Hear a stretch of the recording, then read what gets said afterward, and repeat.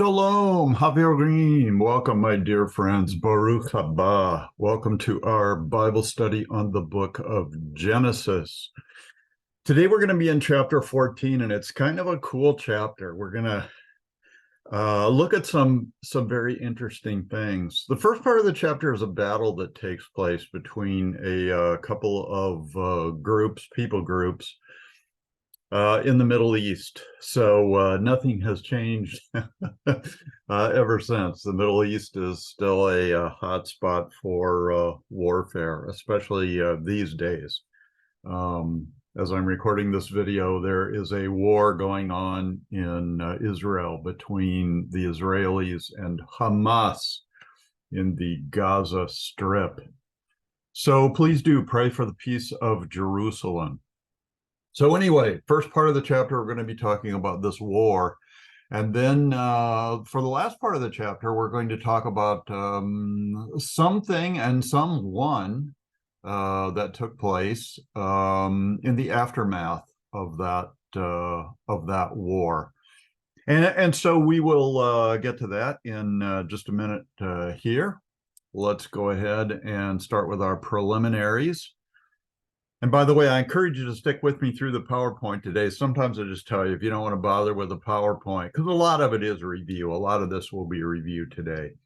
I think some viewers like to go ahead and fast forward to the Bible text and then do the chapter by chapter and verse by verse thing. But I think you'll find the background helpful today. We are looking at this, we're doing this Bible study from a perspective of dispensational theology. As I mentioned before, dispensations are periods of time when God establishes a stewardship with all of humanity or selected portions of humanity. And all of those have to do with his plan of redemption. We've already been through, let's see, 3 dispensations: innocence, conscience, human government, and now we are into the 4th dispensation, which is called the dispensation of promise. These labels for these periods of time are of human innovation, but they are useful. It's a kind of a good outline of the various emphases that God has had in his dealings with humanity. I think there are a total of 7 of these dispensations. And I try to emphasize that just because, like, for example, the emphasis in this one is God's promises. Well, as we've seen from our studies so far, God was making promises in the age of innocence and the aftermath after the fall of Adam and Eve. He was making promises in the age of conscience, in the age of human government. He continues to make promises here, and he'll continue to make them in the future. But the particular promise involves a covenant in this dispensation or this era. When he makes a deal with a certain individual who he is going to bless with a family that will eventually grow into a nation, and that guy's name is Avram.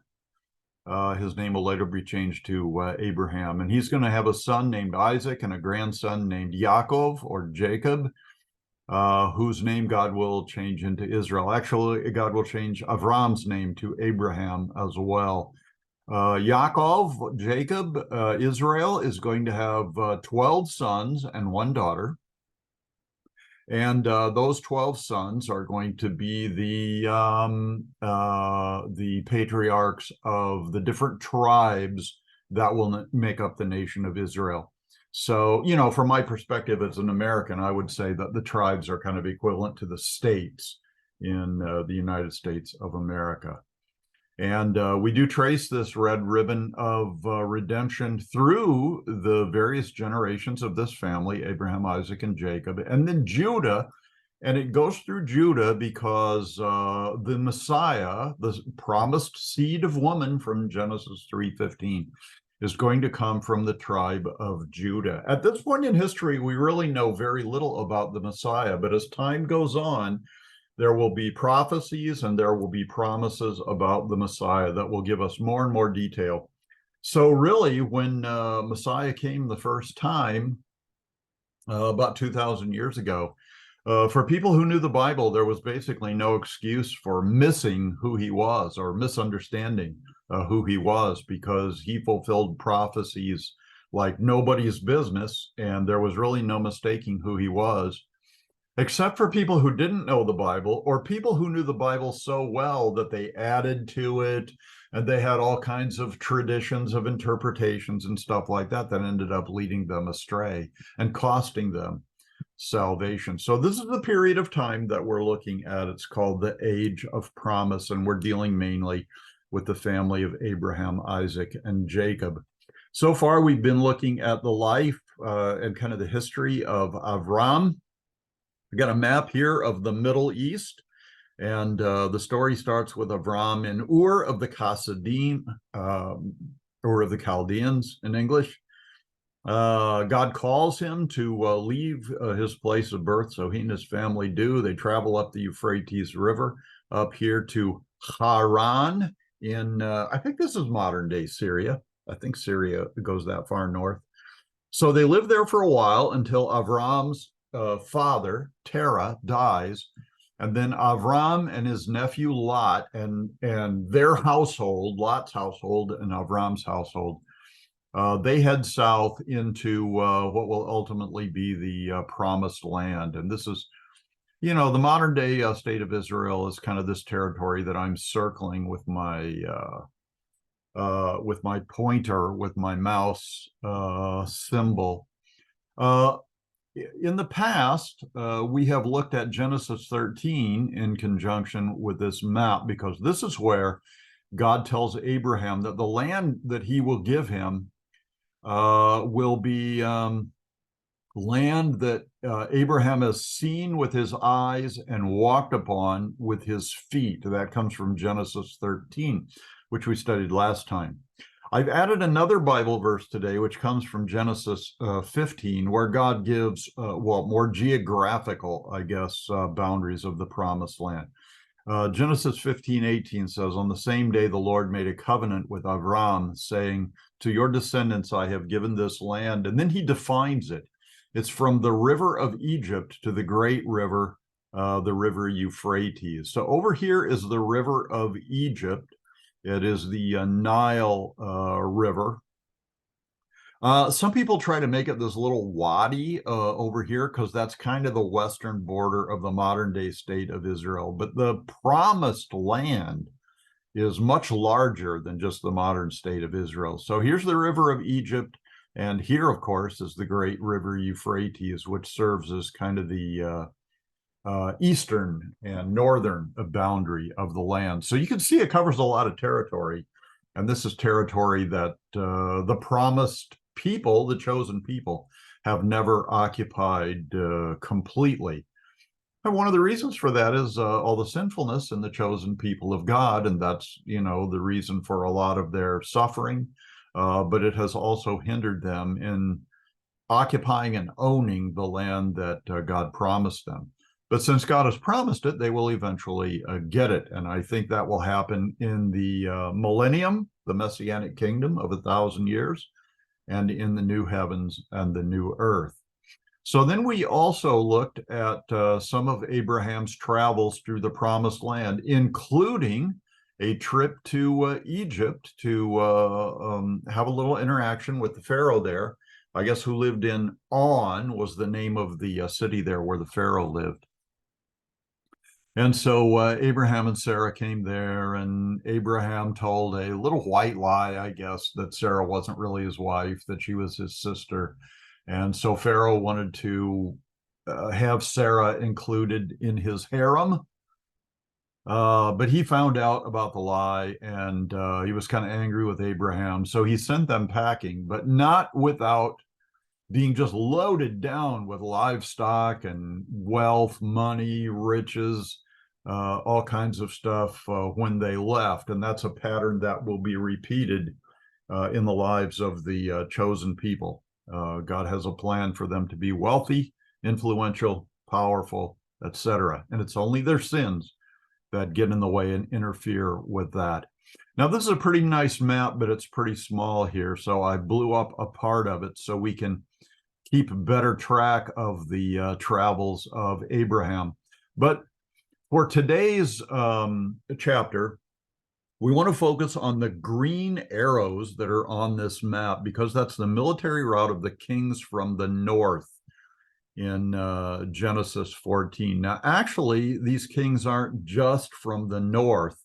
They are from this area here in what would be modern-day Iraq.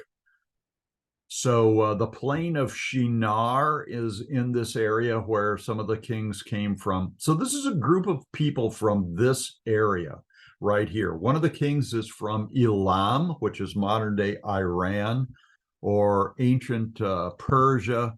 And some of the other locales will be mentioned in the list of these. I think it's 5 kings that come against 4 kings over here, or maybe vice versa. But these kings came from here. Now, anytime kings from here come to here, they have to come by way of the north, because this is desert here and it's really unpleasant traveling. So everybody who travels from this part of the Middle East to this part of the Middle East comes the northern route. So invaders of Israel, people who do business, traders with Israel, everybody comes from the north, or they come from the south down around Egypt.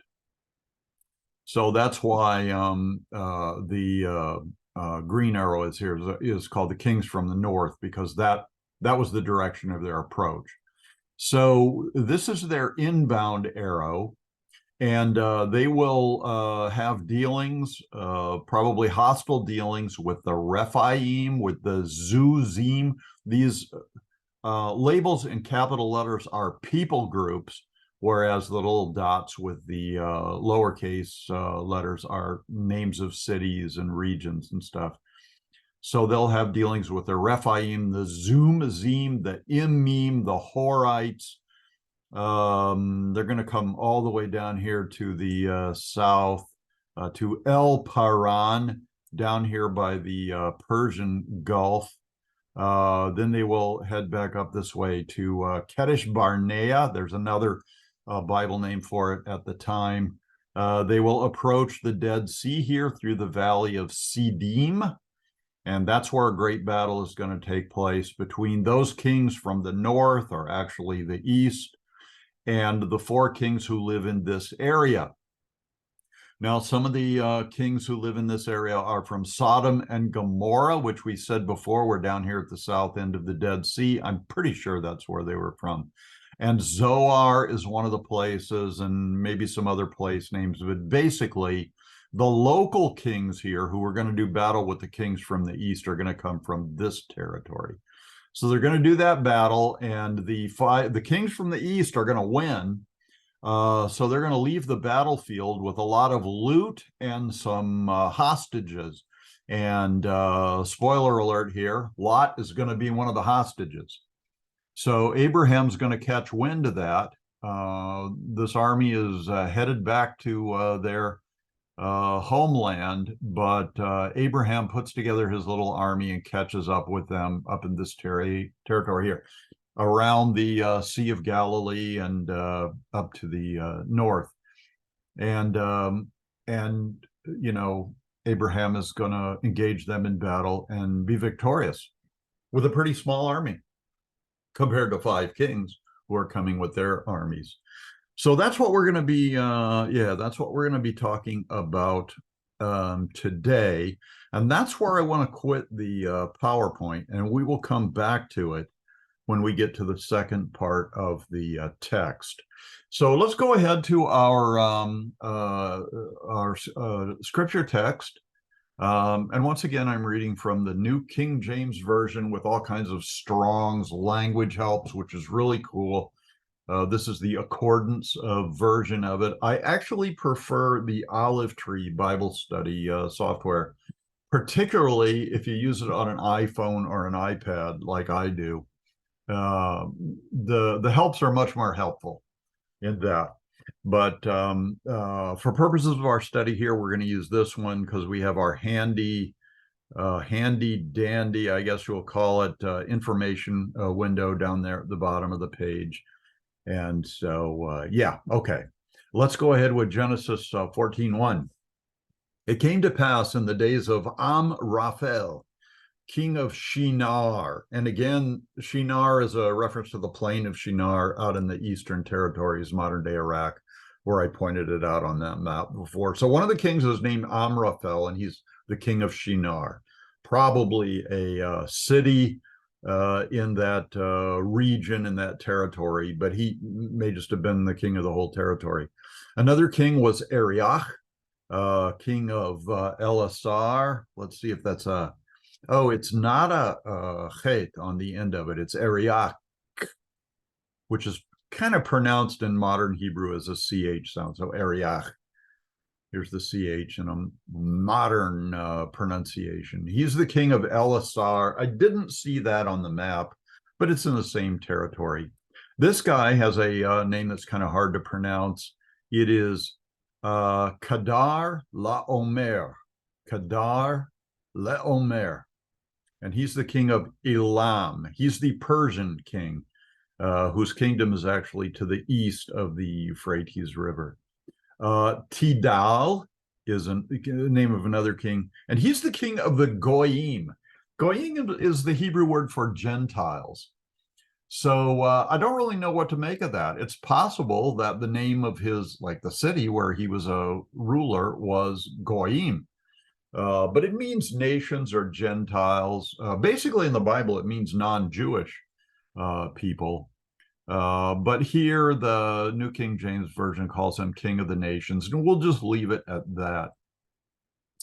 Verse 2, they made war with Bera, who was a king of Sodom. And remember, Sodom is the city that Lot, or Lot, lives near, or maybe like within the city limits by this time. Birsha is another king who lives down there, and he was the king of Amorah or Gomorrah. And I get the impression that those were like sister cities, like twin cities almost. Shinav is the king of Admah. I don't remember seeing on that on the map of the Jordan River Valley area.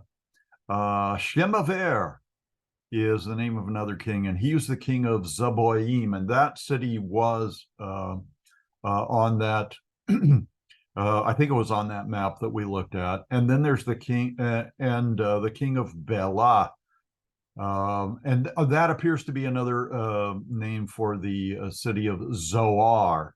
Zoar is going to be a significant city when we get to chapter 18 and 19, whatever it is, with the destruction of Sodom and Gomorrah.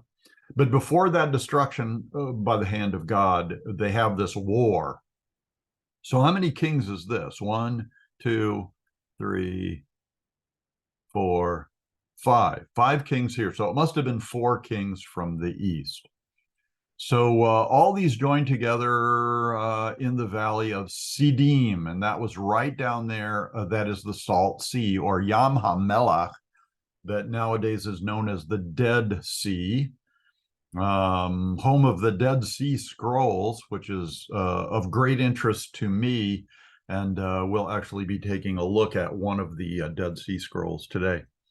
12 years, those 5 kings in the west, down around the Dead Sea, they served Kedar Laomer, and in the 13th year, they rebelled. Now, when it means they served him, it means they paid him taxes. So basically, Kedar Laomer came to the kings around the Dead Sea area there, and he said, you know, I'm going to wipe you out militarily if you don't pay me tribute or taxes or whatever you want to, protection money, basically. So they did that for 12 years, and then they got tired of paying those taxes. And they probably thought, these kings aren't going to come attack us. Look how far they would have to go to do that. And we're really not getting our money's worth. So they quit paying their taxes. And in the 14th year, the year after they quit paying taxes, Kedar Laomer and the kings that were with him came and attacked Rephaim. Remember, that was further north up in the Jordan River Valley. So they attacked the Rephaim in Ashtaroth Karnaim. That was the name of the city where the Rephaim lived, and the Zuzim in Ham. I don't know if that's just Ham. It's not Ham. And I don't think Ham was on the map, but the area where the Zuzim lived was. The Emim in Shavah Kiryatayim. Kiryat is a Hebrew name for a village. And the dual ending here, the I'm sounding ending, it's a dual form of the word. So it's probably twin cities. It's probably two villages or something that live together. Now, in the Dake Study Bible Notes we have in our right-hand column here, it lists those people groups, the Rephaim, Zuzim, the Emim, and others were the greatest giant tribes. Now, he kind of lumps all these places together as being where the giants lived. And again, we hearken back to Genesis chapter 6, the opening verses where it says, the sons of God, which I interpret to be fallen angels, intermarried with the daughters of women, or the daughters of men, and produced a race of giants. They were half human, half angel. And they were very big. They were very large. Of course, they were all wiped out in the flood, but even Genesis says that there were giants in the land then and afterwards, after the flood. So here's proof that that Bible statement is right. There were giants in the land. And we know some of them. Goliath, that fought with David. He was a giant of that type, and so were his brothers. And there are some other ones that we'll come across. So Dake is quick to point out that these are giant tribes composed of giants. And then he refers us to Genesis chapter 6 and so forth. So I think that's probably true. And so these kings from the east did battle with them, who might also have been giants, these kings from the east. So anyway, there's a battle between those people groups and the Horites in the mountain of Seir. Seir is a mountain range in what would later become Edom. It doesn't exist yet because Edom is the place where Esau, the brother of Yaakov, of Jacob, settled down, and there's a prominent mountain there, Seir.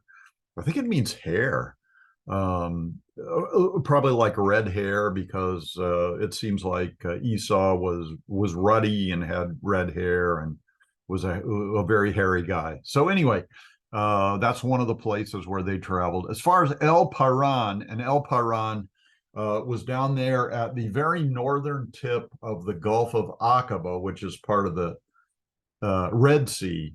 And nowadays there's a tourist location there, a resort location called Eilat. And it had other names in addition to that in Bible land. So El Paran would be a very early name of that location. And when I saw that on the map, I thought, well, what are they going out to Eilat for, unless they want to spend some time at the beach before they go to battle. The beaches there are just absolutely gorgeous. So verse 7, then they turned back and came to Ein Mishpat. Ein is the Hebrew word for like a spring of water or a well. And mishpat is the Hebrew word for judgment. Another name for it, I think at a later date, is going to be Kadesh, which is one of the main camps of the Israelites during the Exodus, from which they intended to launch their initial invasion of the Promised Land, but didn't get to do it till like 40 years later. So Kadesh, that's where it is, at the well of judgment. And I mean, one reason it might be called that is because God judged the Jewish people there when they were too afraid to go in and take his promised land. They attacked all the country of the Amalekites, another people group, Amorites, another people group, who dwelt in Hazazon Tamar. Tamar, I believe, is the name of a is it a fig tree or a palm tree, like a date palm tree? Genesis 14:8, and the king of Sodom, the king of Amorah or Gomorrah, the king of Admah, and the king of Zeboim, and the king of Bela, that is Zoar, it was called later, went out and joined together in battle in the valley of Siddim. And we saw that valley on the map. It's down there at the southern tip of the Dead Sea, or Yam HaMelach, the Salt Sea. And they came against Kedor Laomer, the king of Elam, Tidal, king of the Goyim of the nations, Amraphel, king of Shinar, and Arioch, the king of Elasar. 4 kings against 5. The 4 came from the east. 5 were on their home field for this battle. Verse 10. Now the valley of Siddim was full of asphalt pits. I mean, it's just one example of the abundance of minerals down around, very valuable stuff down around the Dead Sea. So it's full of asphalt pits, which would be very dangerous if you fell into one. It'd probably be kind of like quicksand, only yuckier. So the kings of Sodom and Amorah fled. Some fell there, which might be a reference to the asphalt pits. Like maybe they ran away from battle, but the asphalt pits got them. And the remainder fled to the mountains. Seir is one of the mountains down there, although it's further south, probably not that mountain. Then they took all the goods of Sodom and Amorah and all their provisions and went their way. So in other words, they sacked the place and looted it and took all this spoil from the battle. They probably had their wagons and stuff like that to load that stuff up. But verse 12, they also took Lot, Avram's brother's son. This is Haran's, or is it Nahor's son? I think it was Nahor's son. No, it's Haran's son. Yeah, it's Haran's son. Haran is the one who died. His brother's son, who dwelt in Sodom. It says he dwelt in Sodom. So not only did he move down to the Jordan River Valley area and pitch his tents, but it sounds like he bought a house in the city. So, we've already stated that as a general principle, wickedness lives in big cities, and it draws people from the outskirts into the muck and mire of sinfulness.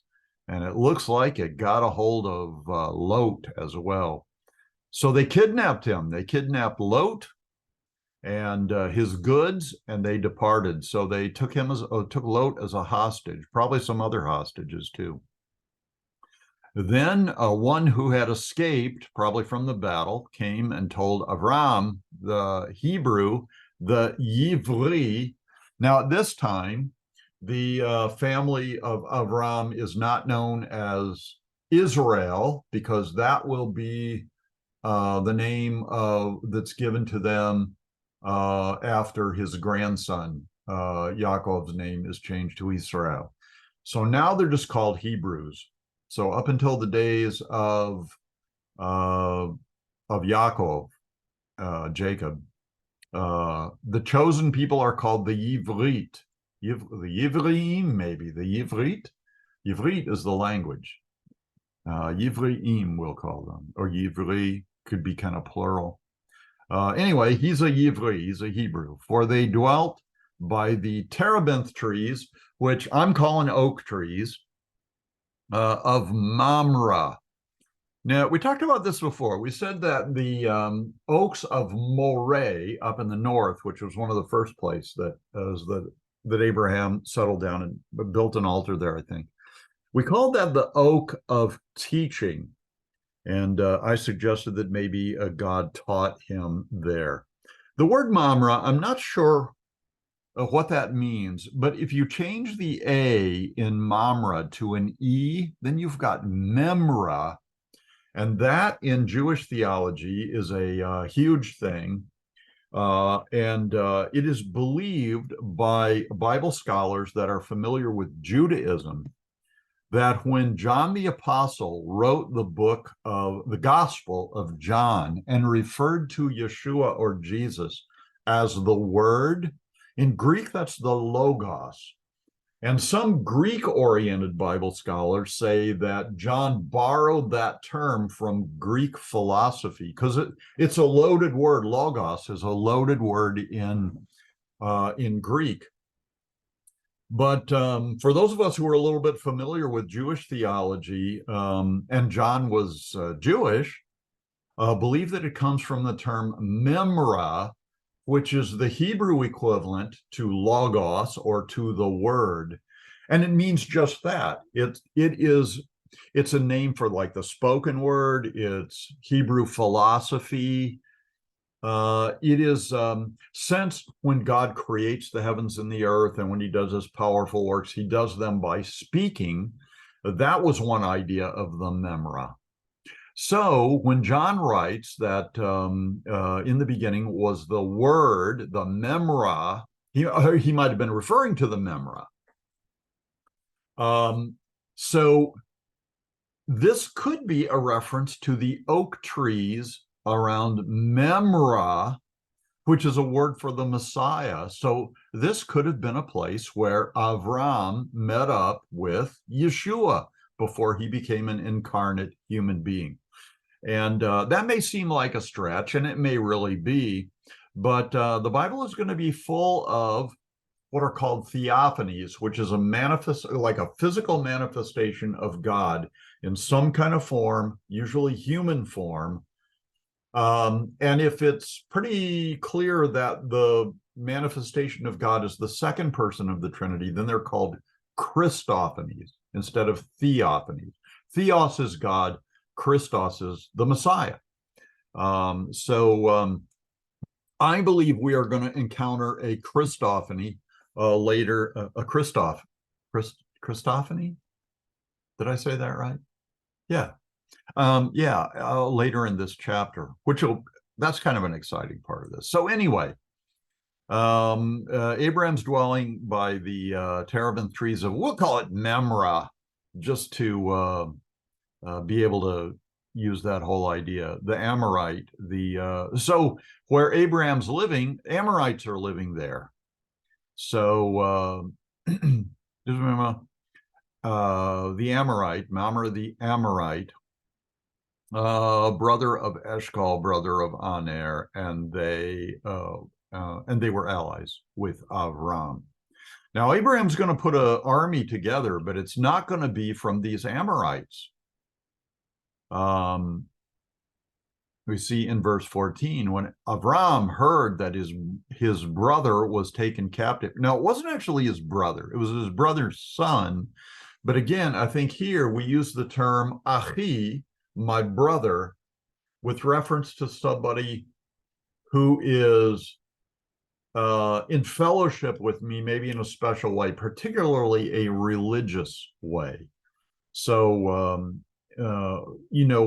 what Abraham may be saying when he says that his brother is taken captive is, my brother in the faith, Lot, who's actually my nephew, but he's my brother in the faith, was taken captive. He, Avram, armed his 318 trained servants. Now, the word servants isn't actually in the text. It's inserted in the text. But the context of this will tell you that servant is the right word to use. The fact that they are trained, they are hanikav. Hanikav can mean dedicated. We'll say it's because they were trained to do battle. So Abraham was ready to address hostility with trained military troops. And these guys were born in his house. Now, remember, Abraham has only been in the promised land for a short time. So these guys are adults, but they were born in his own house. So they must have been born into his household, either when the family was in Ur of the Chaldeans or Haran in Syria. And yeah, these were born in his house. He didn't ask the Gentiles who lived in the vicinity to help him, but he put together his own little kind of a special forces unit. And he went in pursuit as far as Dan, or Dan, which means judgment. It's one of the names of the 12 tribes, and it's up in the north. So he pursued them as far as Dan, which is up around the Sea of Galilee, a little bit to the north. He divided his forces against them by night. Now, a couple of things are interesting about this. I spent quite a few years in the Marine Corps. I was in the ground forces, the infantry, and trained in special forces. Didn't actually serve in special forces, but I went to recon school, so I was a recon Marine. And then also in aviation forces, which is, what I was really shooting for, but spent some time in the infantry in recon in special forces. And this is, if you've got a small force going of 318 going up against 4 kings and their armies, splitting your force makes you vulnerable unless you are going to do some kind of like a special forces tactic against them. So they attacked by night, or at least he divided his forces against them by night. And he and his servants, I think this sounds like a night attack. He and his servants attacked them and pursued them as far as Hobah, which is north of Damascus. So this little tiny unit divides, maybe they set an ambush for them or something like that, or they kind of flanked them and attacked them from 2 sides. It's hard to tell, but the armies of these 4 kings were stunned. They lost the battle. They lost all their booty from the raid, the spoils from the raid, and they also lost control of Lot and I think the other captives. So Abraham and his recon Marines won this battle against all odds. Now, one of the things you have to get accustomed to when you read the Bible and when you study the modern state of Israel, you have to get used to the fact that it's not necessarily the military skill of the chosen people that wins battles for them. It's the fact that God fights battles for them. Like if you look at the history of modern day Israel, the War of Independence in 1948, there is no way in the world they should have won that war, but they did. There was even less way in the world that they would win the Six-Day War in 1967 or the 73 War, the 82 War. Actually, if you would look at their situation today with this war that's raging today, there's really no way they should win that war, although they are very skilled and very well armed with weaponry. But God fights their battles for them. God fights their battles with them and for them. So I think that is the explanation for how 318 Israelites or Hebrews can overcome 4 kings and their armies. So he brought back all the goods, Abraham did, and also brought back his brother Lot.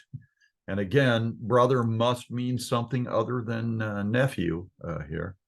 And his goods, his rekusho,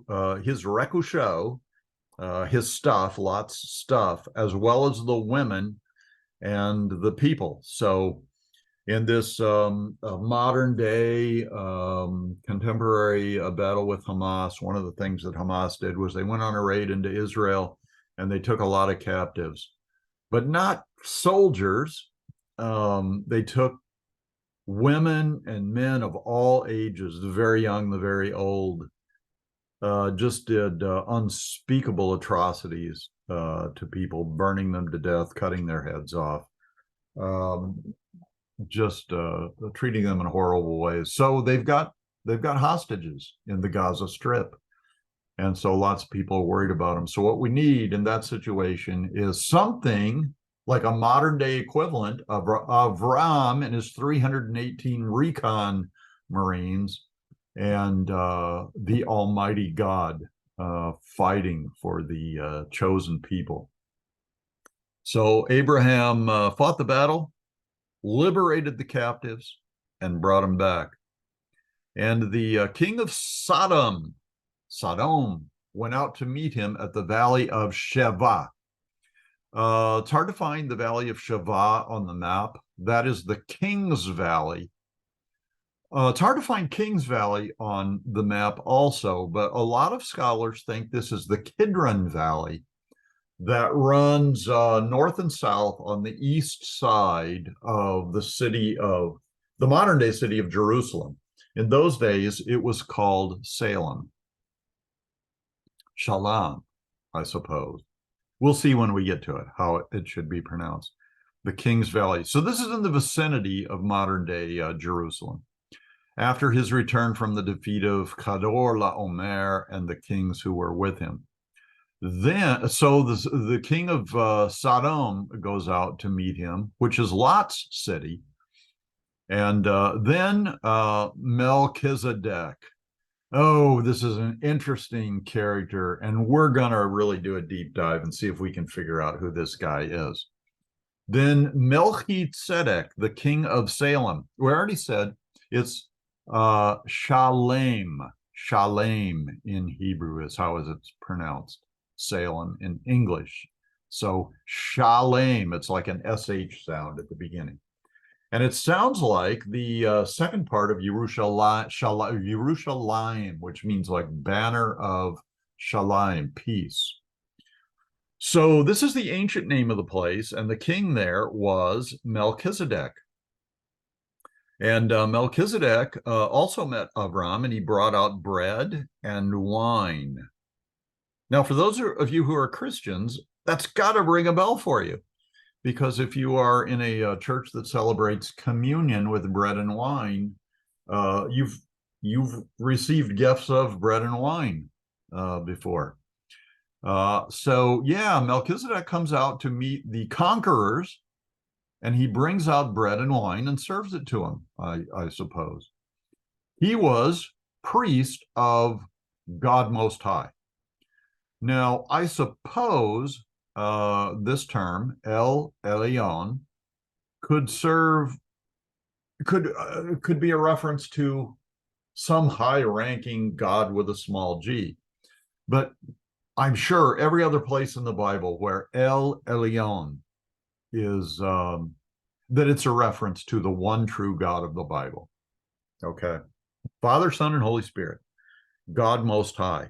And Melchizedek was in his service. He was a priest of God Most High. But his name actually means king. Melchi means my king, and Tzedek means righteousness. So you could say, just based on his name, that he was God's king of righteousness. He was a priest of that one true God, but he's also the king of Salem, Shalom. He's the king of peace, which is, in this case, it's a reference to a town, a city. So he comes out with bread and wine, and he blessed him. He, being Melchizedek, blessed him, being Avram, and said, "Blessed be Avram of God Most High."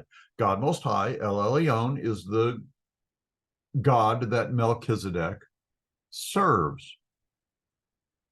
Now, I need to finish the text here, and then we'll do our deep dive. Blessed be Avram, God of God Most High, possessor of heaven and earth.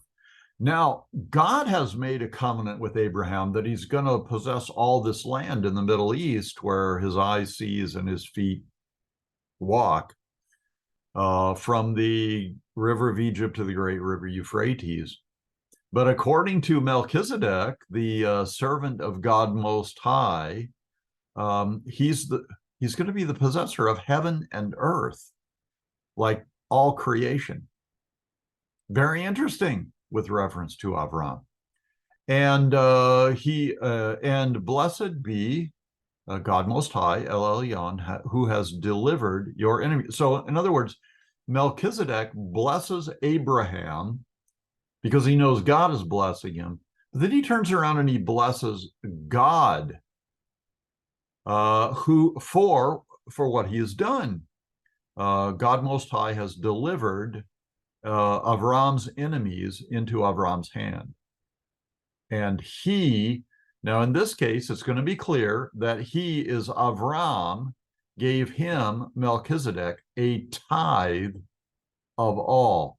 Now, I don't want to spend much time on tithing, but I do want to point out that most people are aware that tithing is a law in the law of Moses, which took place after the Exodus, about 1500 BC. This is about what, 1500? No, this is about what, 500 years before that. No, it's actually 430 years. It's about 400 years before that.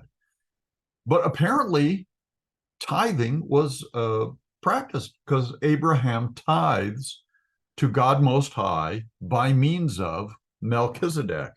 And we'll have more to say about that when we do our deep dive. Let's just finish up this chapter here. Now, the king of Sodom said to Avram, remember, this is the king of the city where Lot lives. He says to Avram, give me the persons and take the goods for yourself. So he's saying, just give me the people back, but you keep all their property and stuff that was stolen from them. And he's doing this out of a generous heart and feeling like it's appropriate for him to give the spoils of battle to Avram and his little military group as an expression of appreciation for getting captives from his city back. But Avram said to the king of Sodom, I have raised my hand to God, which is basically, he's saying, I've raised my hand to God, making a vow, making a promise to God, God Most High, the possessor of heaven and earth, that I will take nothing from a thread to a sandal strap, and that I will not take anything that is yours, that belongs to Lot or to you, because Lot lives in your city, lest you should say, I have made Avram rich. Now, this is kind of ironic, because when Avram and Sarai went to Egypt, they left with all the wealth of Egypt. So now Abraham is saying, I'm not going to take any wealth from you. So he may have learned a lesson about taking riches from other people. So who knows? Maybe the king of Egypt was boasting that he had made this guy Abraham rich, and that, Abraham wouldn't be anything if it wasn't for the king of Egypt. So Abraham has come to the conclusion that he's not going to take wealth from anybody but the Lord. So if, people want to attribute a source of Abraham's wealth, you're going to have to do it by pointing to the Lord and saying, well, God made him rich. And if God made him rich, then God gets the glory, and maybe some other people would want to get in on the riches and so forth. So Abraham refuses that, except only the young men, what the young men have eaten. So in other words, some of the spoils of battle was food. And since they, had a journey back from, what was it, Hobah or something like that, where the battle was fought, they did eat some of the food. And the portion of the men who went with me, Aner, Eshcol, and Mamre, let them take their portion. So I guess they did. I guess I was wrong before. I said none of those Amorites went with Abraham to the battle, but apparently they did. Aner, Eshcol, and Mamre went with them. And that's the end of the chapter.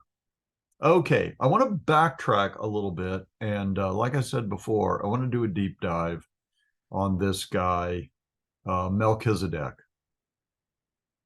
So right here in Genesis chapter 14, we really learn very little about Melchizedek. What do we know? We know his name. We know he's a king of the city of Salem, which later becomes Jerusalem. We know he brings out bread and wine, and that he was a priest of the one true God of the Bible. And then he blesses people and stuff. But that's all we know about him. That's all we know about him.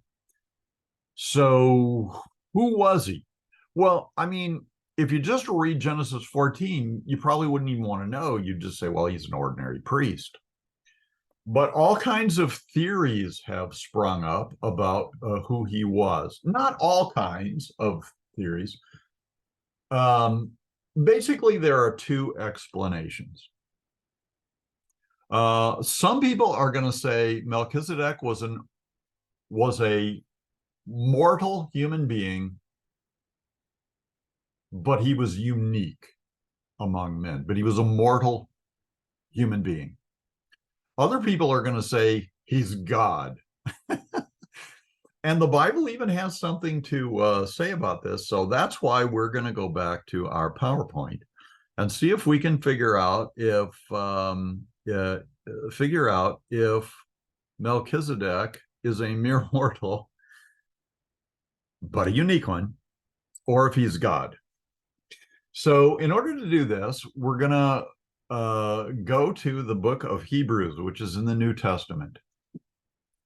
And we're going to start in Hebrews chapter 5, verse 5.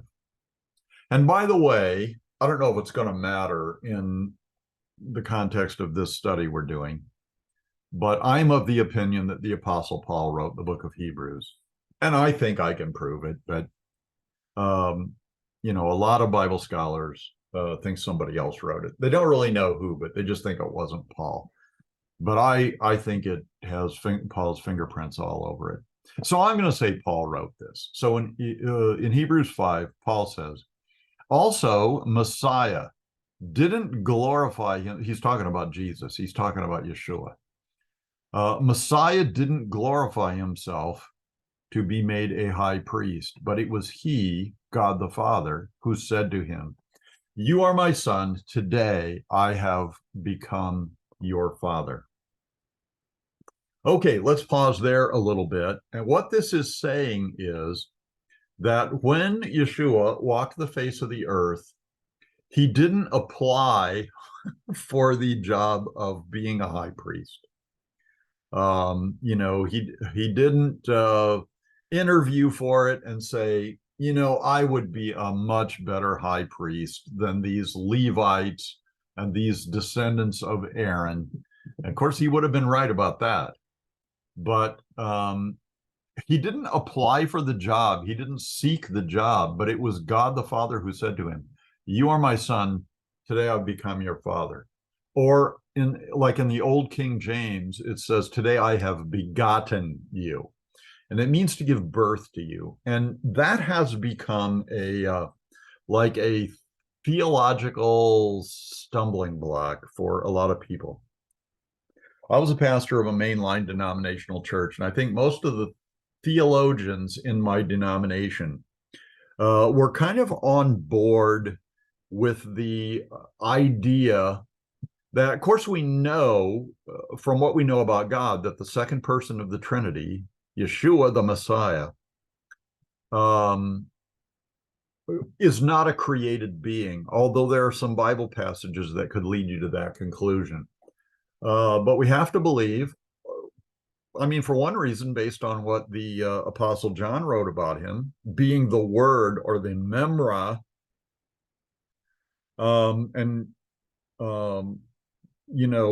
being in existence when the creation came about. So he's not a created being. But here God the Father is saying, I have become your father, or I have brought about your birth. I become your father. I have begotten you. So there's this theological term or concept, I guess, called the eternal begottenness of the Son of God. So it's like the only rational idea you can draw out of that is that At some point in the eternal past, like God the Father started the process of begetting the Son, but it's never been completed. So, this process of being begotten, started from eternity past and continues into eternity future. It's self-contradictory. Eternal begottenness makes no sense at all. But if we look at the second person of the Trinity from the perspective of his incarnation, then he has a birthday. Jesus was born. I'm pretty sure it wasn't on December 25th of the year zero, because there wasn't a year zero, the year one. It was sometime in the fall of the year, but I mean, we can mark the date on the calendar if we knew what the date was.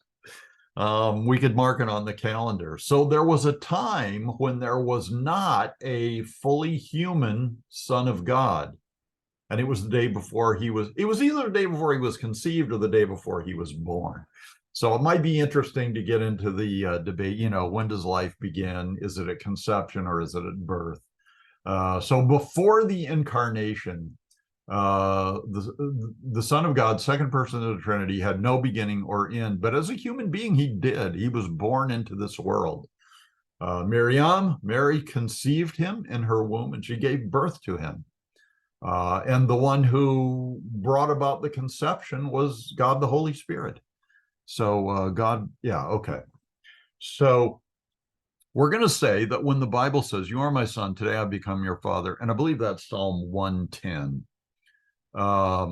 it's talking about the incarnation and the human birth that the second person of the Trinity experienced. As he also says in another place, "You are a priest forever after the order of Melchizedek." Okay, so Hebrews 5 is going to talk to us about Melchizedek. Going back to Yeshua, it says, "In the days of his flesh, having offered up prayers and petitions with strong crying and tears to him who is able to save him from death, and having been heard for his godly fear, though he was a son." Now, this is a difficult passage because it makes it sound like Paul thinks that when Jesus went to the Garden of Gethsemane and said, "God, if there's any other way," God said, "Sure, you don't have to go to the cross." And he didn't go to the cross. But Paul knows good and well that he did. Dake's interpretation of that is that Satan tried to kill him in the Garden of Gethsemane before he could get to the cross, and thus fulfill the prophecies about how the Messiah would die. And somehow that would undo the redemption of mankind. And that God the Father saved him from that death in the garden and allowed him to go to Calvary, Golgotha, where he died on the cross for the redemption of mankind.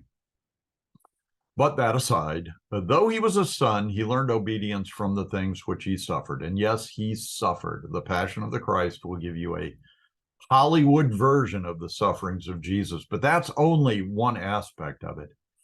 I mean, he was considered illegitimate because his mother got pregnant with him before she was born. So, all kinds of problems that Yeshua had, lots of suffering in his earthly life. Having been made perfect, he became to all those who obey him. And I would add, through faith. That's how we obey him, is through faith. He became the author of eternal salvation, named by God a high priest after the order of Melchizedek. I know in Psalm 110 it is where it says, he's a priest after the order of Melchizedek. So I think that's where this phrase, "Today I become your father," comes from also. This hope we have is an anchor of the soul, a hope to be sure and steadfast, entering into that which is behind the veil. This is talking about the Holy of Holies, where a forerunner, Yeshua, entered for us, having become a high priest forever after the order of Melchizedek. Okay, a couple of things here. First of all, Paul is insinuating here in Hebrews that each of us has a longing deep down in our spirits and souls that we want to go into the Holy of Holies and have intimate communion with God. And I think that is true. And Paul is saying here in Hebrews that the only way that happens is for Yeshua to pave the way and invite you in to the presence of God the Father and his own presence and the presence of the Holy Spirit and the Holy of Holies. Now, you know, there was a curtain that separated the Holy of Holies from the holy place where mere mortal priests could go. But when Jesus died on the cross, the Bible tells us that that parochet, that dividing curtain, was torn in half, making a way for people who believe in Yeshua to enter into the Holy of Holies. So when you go to God in prayer, in a sense, you're entering into the Holy of Holies, the very presence of God himself, which is very cool. What this is saying here is that Yeshua, when he was incarnate as a human being, became a priest forever after the order of Melchizedek. Now, a couple of things that we need to know about Yeshua is that he was not of the priestly tribe of Levi, a descendant of Aaron. He was of the tribe of Judah, from which the kings came. Okay? So he would not be qualified to be a Levitical priest or an Old Testament type priest, but he is qualified to be a New Testament kind of priest, a new covenant kind of priest in the order of Melchizedek. Now, some people wonder why in the Old Testament, God's people had to offer animal sacrifices, and in the New Testament, under the terms of the new covenant, they don't. And that one reason for that is because we have a high priest named Yeshua who is not a Levitical priest that offers animal sacrifices. He offers the kind of worship and service that Melchizedek offered. So when Melchizedek came out to meet Avram, what did he bring? Bread and wine.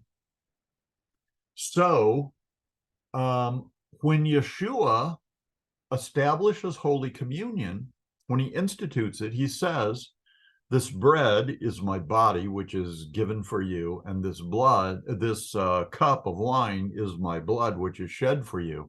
So Holy Communion is about that. There's the ultimate sacrifice. It's the fulfillment of the animal sacrifices. So once it was made, once Jesus offered himself on the cross and shed his blood, he didn't need to offer the animal sacrifices anymore because they've been fulfilled. What they pointed to had come, and it was no longer necessary for God's people to do that.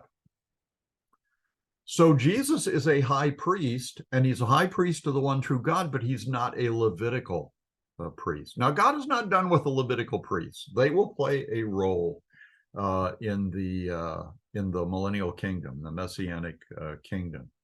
So, yeah, there's some stuff that we know about Melchizedek, and there's a connection made here with Yeshua.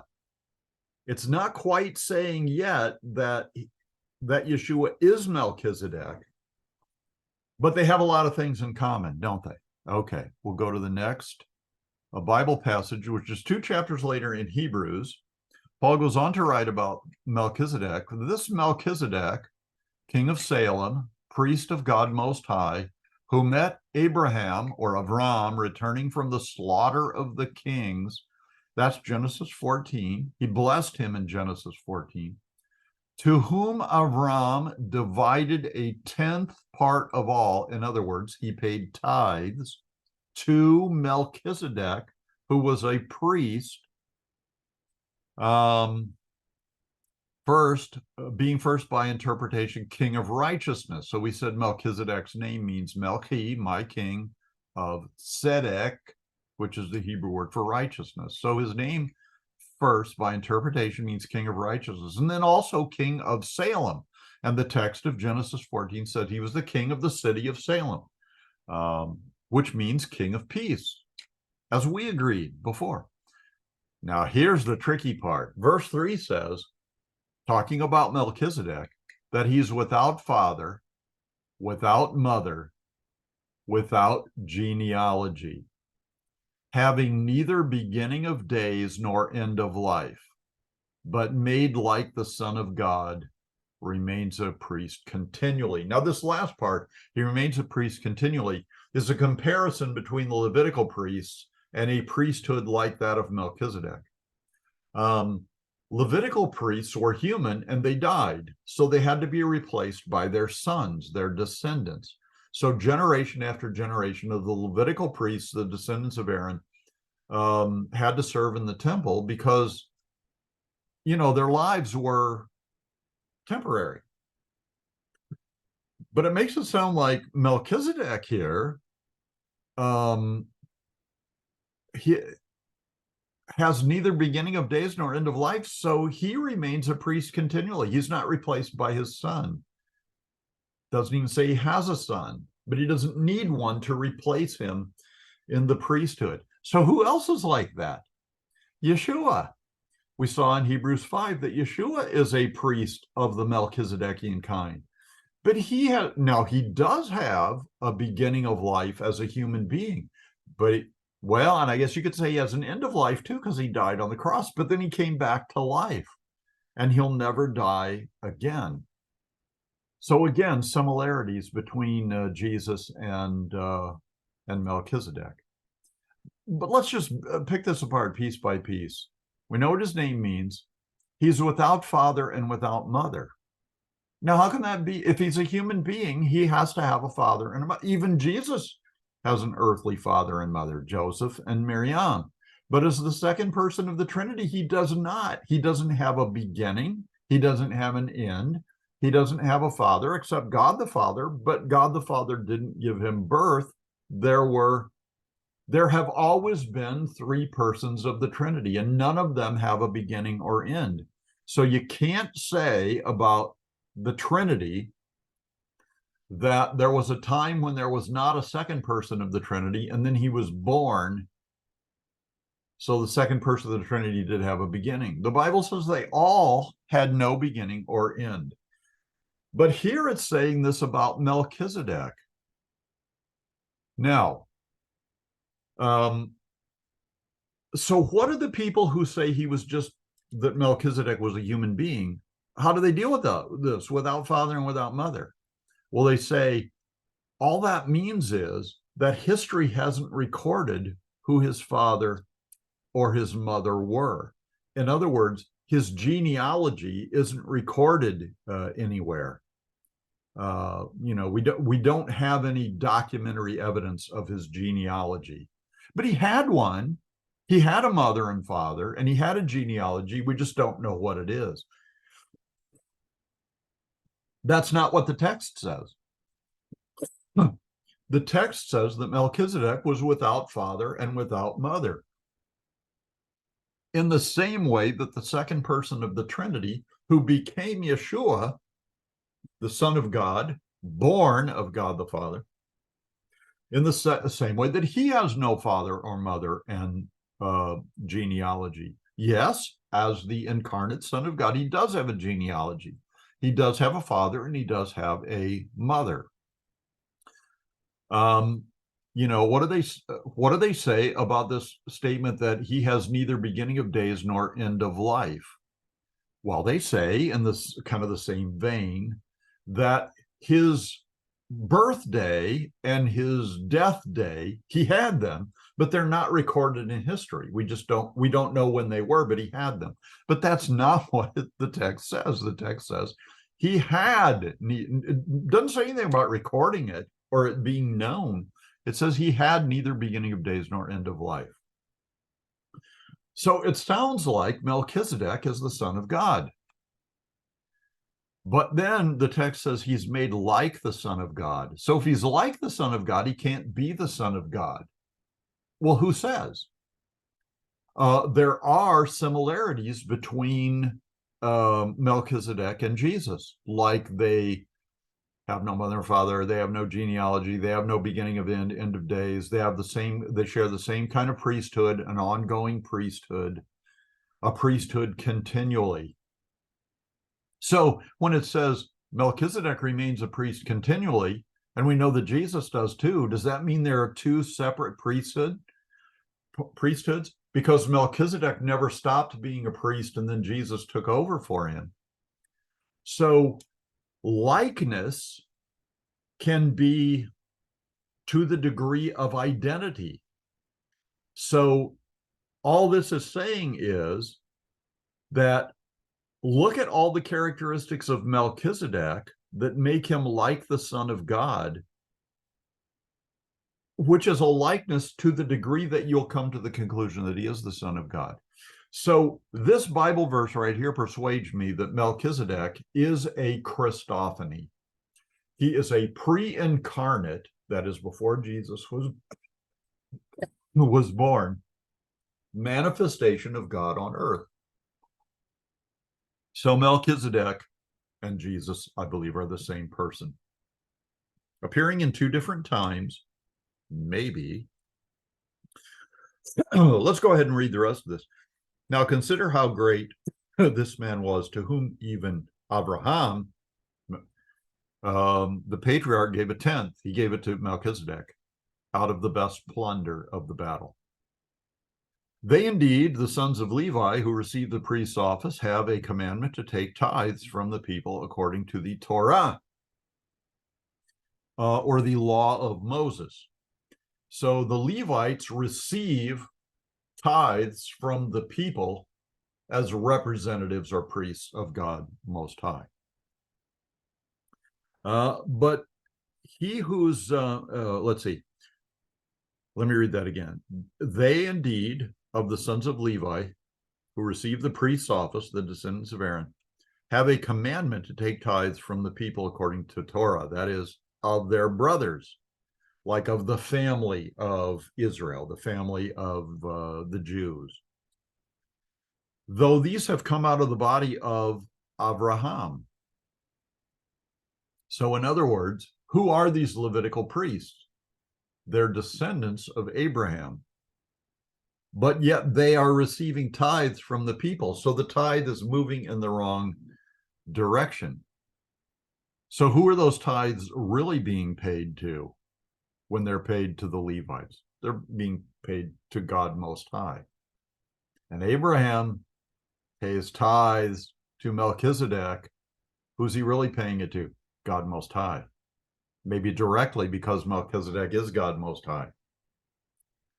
But he whose genealogy is not counted from them, Melchizedek, has accepted tithes from Abraham.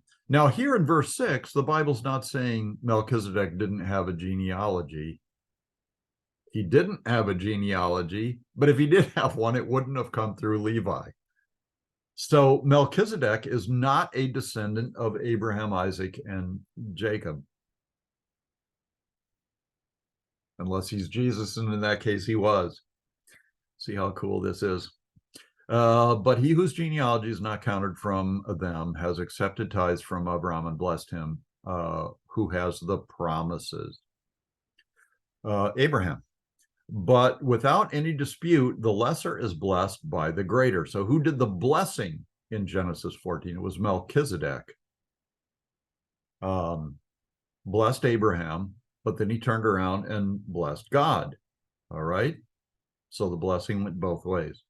Here, people who die receive tithes. That's the Levites. But there, one receives tithes, of whom it is testified that he lives. So who paid tithes to Melchizedek? It was Abraham. But it's testified that Melchizedek lives. That's what it says. He has no beginning and no end. He lives forever. He's a priest continually, just like Jesus. Can we say that through Avram, even Levi, who receives tithes, has paid tithes? So the tithe goes both ways. As a Levitical priest, a descendant of Aaron receives tithes from the people, his own brethren, but he also paid tithes. So the Levites paid tithes to God Most High, to Yeshua.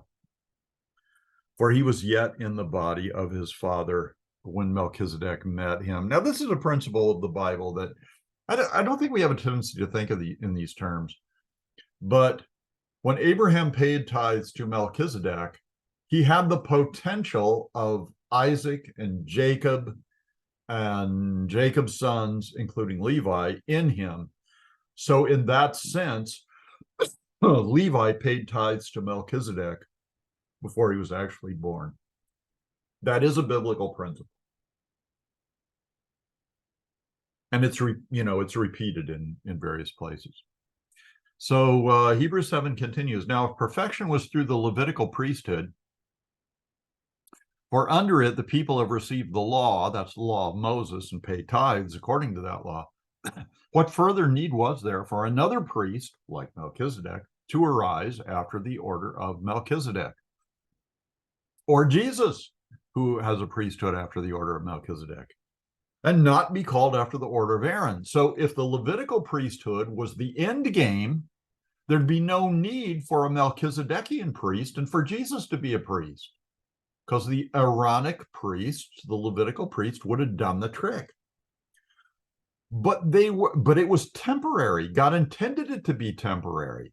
And of course, it changed from generation to generation through birth and death and so forth.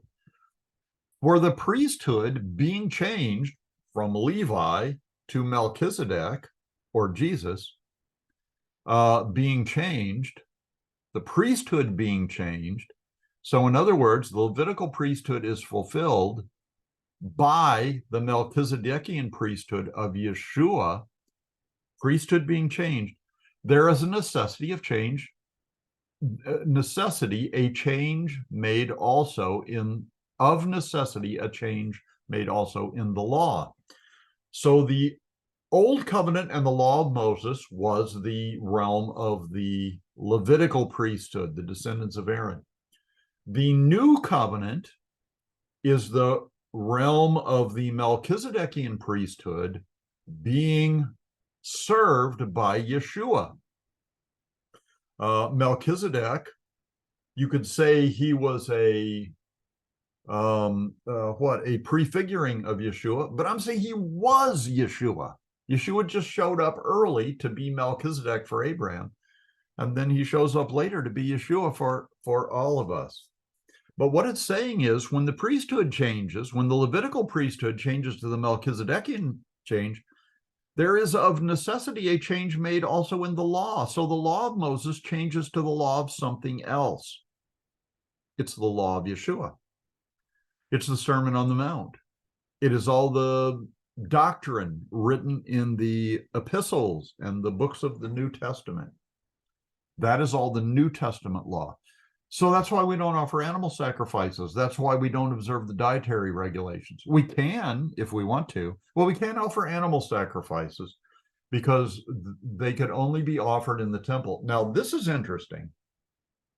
When the animal sacrifices were fulfilled in Yeshua, within 40 years, the temple was destroyed and the animal sacrifices could no longer be offered, and have not been offered since, because there's no temple. There's no need to have them offered. Now, the Jewish people who don't believe in Yeshua believe there is a need for it, and they are all anxious to build a temple and get those sacrifices going again. But the law has changed. The laws that we observe in some ways are stricter than the Old Covenant laws, the law of Moses. And in some ways, they're more lenient because the New Covenant is all about the evangelization of the world, of the Gentiles and the whole world. Okay, so the laws changed. Now, an interesting thing, I've written a book about this called Yeshua, He Will Be Called a Nazarene, and I'm presently writing a book about this. The Nazarenes and the Essenes are the group that wrote the Dead Sea Scrolls. They quit offering animal sacrifices 150 years before Jesus came. And their reason for doing that was because the priesthood was corrupted, the temple was corrupted, the kings were, everything was corrupted. So because the whole system was corrupt, they stopped offering animal sacrifices. So when Yeshua came along, they were already to be not offering animal sacrifices, because they also embraced Melchizedek as their priest. So when the Essenes and the Nazarenes got together, they did not eat animal sacrifices. They didn't eat the Passover lamb they ate bread and they drank wine together. That's what the Essenes did every day of their lives. They had a communal meal that we would call Holy Communion. And then along comes Yeshua and institutes it for the whole church. So my theory is that's where the church came from. It came from the Essenes and the Nazarenes. And Jesus was part of it. And so he instituted those principles of a Melchizedekian priesthood, of whom he was the servant leader, the servant priest. And it became the Christian church. But if you've read the New Testament, you know that the Christian church wasn't called Christian for a long time. It was called the sect of the Nazarenes, or the way, like the way, the truth, and the life. So even in modern day Israel, the Christians are called Nazarenes. Okay. It's evident that our Lord has sprung out of Judah, the tribe of Judah, about which tribe Moses said nothing concerning priesthood.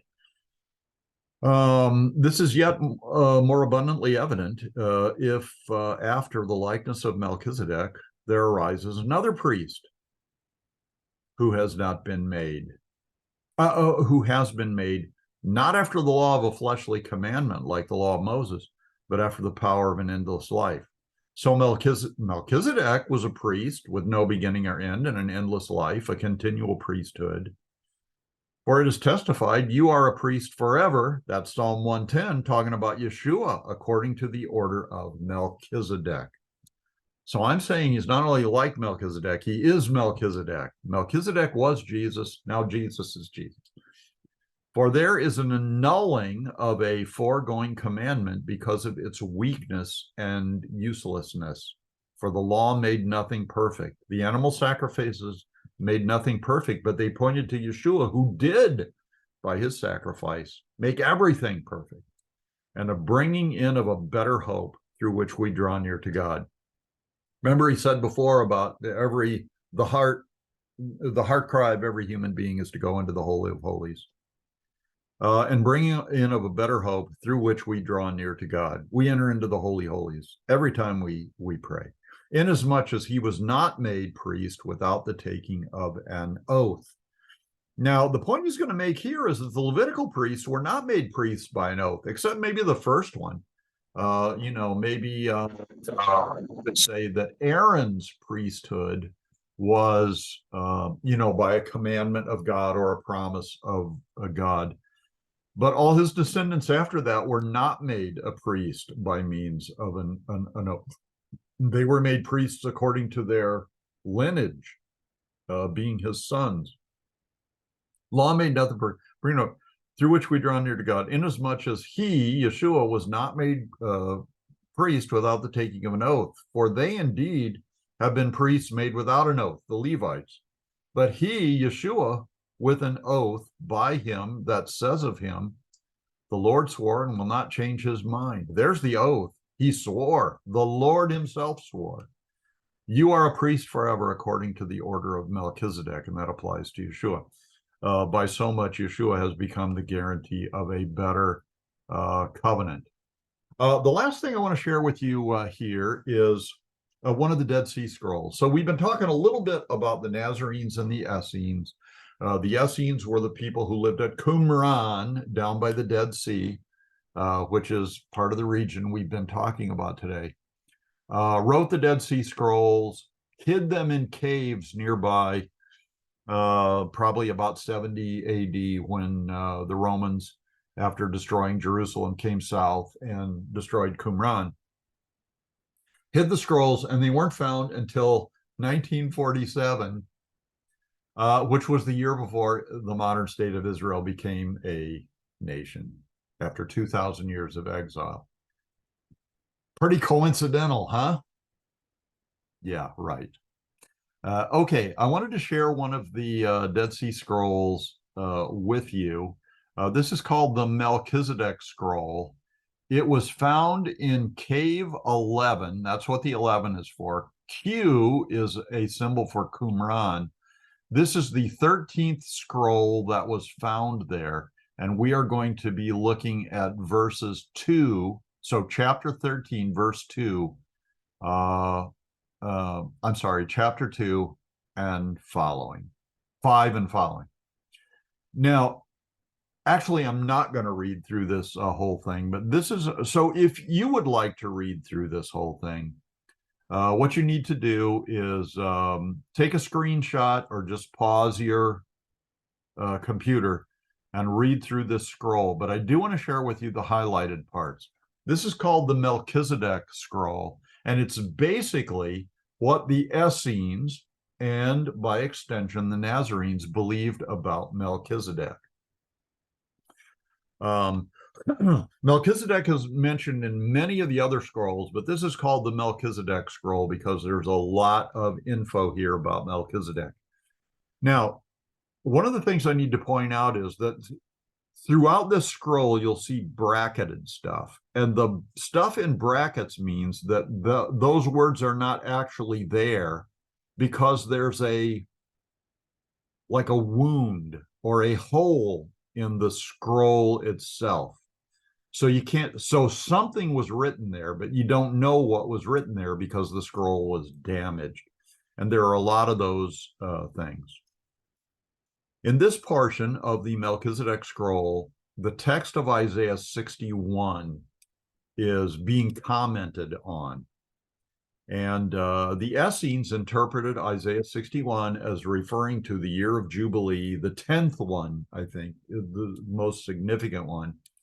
And that's when the sons of light, it's a year of Jubilee, liberation of all the slaves and like all the stuff that Jesus quotes from this text at the synagogue in Nazareth. You know, the Spirit of the Lord is upon me. He's anointed me to heal the sick, raise the dead, cast out demons. Now, I got my text mixed up. To bring good news to the poor, to set the captives free, to restore sight to the blind, and so on and so forth. And they're saying, I mean, it's obviously a prophecy of the Messiah, and Yeshua confirms that when he reads the text in the synagogue of Nazareth. And then he says, today this text is fulfilled in your sight and hearing. But so the Essenes interpret this as referring to Melchizedek. But in Isaiah 61, there's this passage where it talks about the